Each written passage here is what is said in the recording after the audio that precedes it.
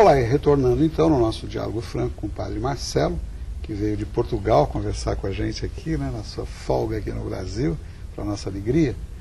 Eu quero fazer um registro aqui, eu dizia há pouco ao Padre Marcelo que pode tomar água à vontade, que a nossa assistente, a Renata, recoloca, senão os telespectadores vão achar que não oferecemos nem água. E a Band oferece para convidados VIPs como o senhor, tem ali um bolinho, um cafezinho nos bastidores, uma bolachinha, né? Então a casa é sua, Padre Marcelo. Obrigado. Eu queria lhe perguntar o seguinte, e a música? Já falou aí de música sertaneja, da classificação lá do 5º lugar. Quais são os seus planos com relação à música, Padre Marcelo? Por acaso, a música é, sem dúvida, e foi para mim, sem dúvida, o veículo pelo qual Deus quis me tocar. Não que eu tenha estudado música, infelizmente não tive esta graça de estudar música. Ou seja, tudo que tenho a nível da música exatamente. Tudo que tenho é natural, é dom natural de Deus. Mas tanto fui eu tocado pela música e através dela encontrei-me com Deus, portanto, eu ainda citava isso na missa que celebrei cá para os meus familiares e amigos, né, na Vila Prado, o quão foi importante ter escutado o Padre Zezinho quando era criança e cantava com eles até na missa: alô meu Deus, fazia tanto tempo que eu não mais te procurava. De facto, esta música falou imenso. Muito bonito. Esta música falou imenso na minha vida. E outras tantas músicas pelas quais Deus falou e ainda fala comigo. Portanto, a música, como é uma realidade que está em mim, descobri que cantava aos 17 anos. Nem foi uma coisa assim de criança. Descobri que cantava, já tinha 17 anos. Mas hoje, como padre, percebo também o quanto Deus faz na vida dos outros através da música. Eu, às vezes, estou a fazer uma homilia e começo a cantar. E é bom ressaltar que não canto porque sou padre. Eu já cantava antes de ser padre. Se não fosse padre, continuaria a cantar. Da mesma forma. Da mesma forma. Mas percebo que ela é um meio pelo qual Deus conquistou o meu coração e pode conquistar o coração dos outros. Por isso tenho planos para ela. Muito bom. Padre Marcelo, em Portugal existe a mesma facilidade que aqui no Brasil para que um sacerdote possa tornar-se um popstar? Porque hoje as coisas até se confundem um pouco. Como é que funciona lá? É assim também, não? Bom, lá em Portugal há sacerdotes, um português, apareceu também lá um brasileiro na altura, que fez algum sucesso cantando. E um deles ainda hoje, o português ainda hoje, faz programas de televisão e vai à televisão para dar conselhos. Portanto, há essa abertura. Portugal, apesar de ser um país muito católico, também é um país muito crítico em relação aos padres, em relação ao sacerdócio, por falta de compreensão também de muitas realidades. Mas há esta facilidade, sim. Mas o objetivo de todo não é este. O objetivo de todo, na minha parte, pelo menos, é evangelizar. Sem dúvida. O senhor carrega um sotaque marcante, né? Isso se dá apenas pela convivência ou há uma exigência dos próprios portugueses? Quer dizer, se o senhor tivesse o sotaque só de brasileiro, será que o senhor faria lá o mesmo sucesso como padre? Como é que funciona isso? Acho que sim, os portugueses gostam muito do sotaque brasileiro. Eu, quando cheguei há 10 anos atrás, a comunidade brasileira lá em Portugal existia, mas não era tão grande como é hoje. E há 10 anos atrás, eu fui a uma aldeia, por exemplo, e porque falava brasileiro, as crianças todas ficavam assim vidradas a olhar, porque via... Como é que o senhor diz lá, Jesus, eu te amo? Jesus, eu amo-te. Justamente por este facto, teve que ser assim, porque como eu poderia evangelizar aquele povo, falar de Deus àquele povo, ou conduzir aquele povo à oração, a rezar comigo, pedindo que eles me repetissem à maneira brasileira, ou que cantassem uma música que eu estava a ministrar de maneira brasileira. Então eu fiz um esforço. Primeiramente foi da minha parte fazer um esforço de aprender o sotaque português. E hoje o senhor percebe que o seu sotaque é bem... O senhor Antônio, que o acompanha aqui, por sinal muito simpático, seminarista, tem o sotaque semelhante ao seu. Semelhante. Hoje o senhor sente essa diferença ou é imperceptível para o senhor? Não, eu sinto de facto que existe...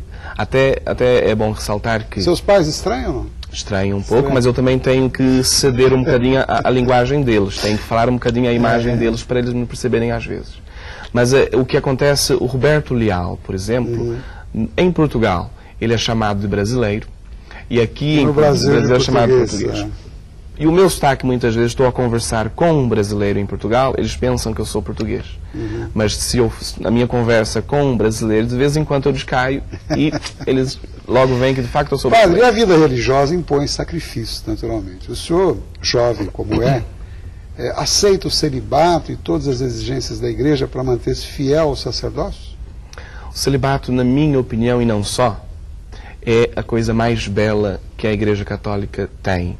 Até mesmo as igrejas ortodoxas católicas que mantêm o casamento dos sacerdotes aconselham a Igreja Ocidental, que é a nossa, a manter o celibato. Digo que é a coisa mais bela por quê? Porque me permite estar totalmente livre para amar a todos, sem exceção. E aqui está a beleza do celibato no sacerdócio. Ou seja, eu fiz uma descoberta da minha pessoa, da minha realidade, e percebi-me que no celibato eu me realizaria. Se eu percebesse que, sendo celibatário, não me realizasse como pessoa, não teria ido para padre, para sacerdote. E vejo que é veículo de qualidade do sacerdócio que ele está disponível em todos os momentos, é isso que eu quero dizer em última análise, né? Isso também, a disponibilidade é importante neste ponto, porque eu vejo muito bem o que é estar numa paróquia, e se eu tivesse uma família, seria uma realidade, seria um transtorno para a família, porque a atenção para a família não poderia ter, como deveria. E eu pergunto ao senhor também o seguinte, o senhor diz que pode, sendo padre, ser artista e sua arte é evangelizar, mais ou menos isso que o senhor disse lá na sua homilia da missa. Eu gostaria que o senhor falasse a respeito disso, como o artista, quer dizer, qual o sentido dessa colocação sua? A grande verdade é que Deus é artista. E não há gente mais criativa, não há ser mais criativo que Deus.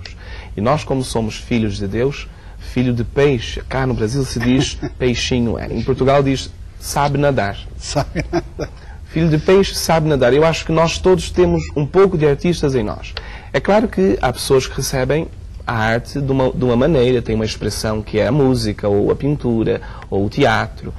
E eu tive a graça de saber cantar, a graça de saber representar, e se um dia Deus precisar de mim, falar através de mim, através da arte, seja ela da escrita, seja ela da composição, eu componho músicas também jovens, músicas alegres cristãs, ou seja através da música, ou seja através mesmo da representação, estou disposto a falar de Deus assim.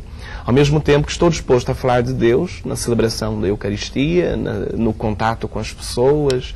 E ser artista, na minha opinião, é ser gente, é ser humano.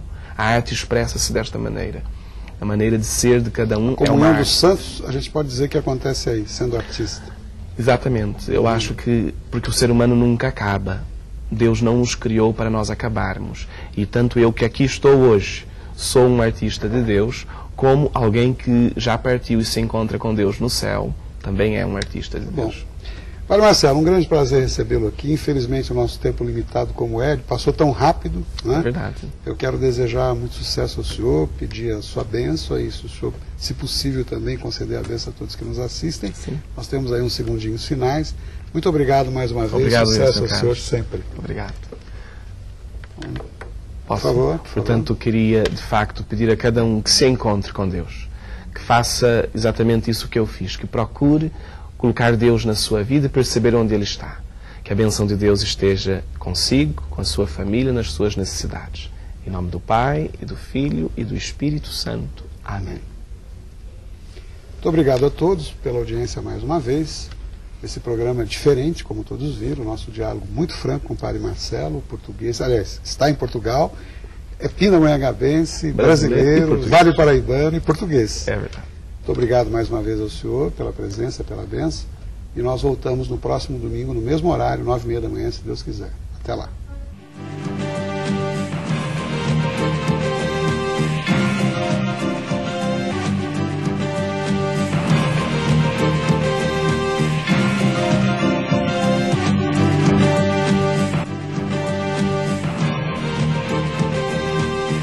Diálogo Franco, oferecimento Hospital Maternidade Policlin, a maior estrutura hospitalar da região, agora em Taubaté.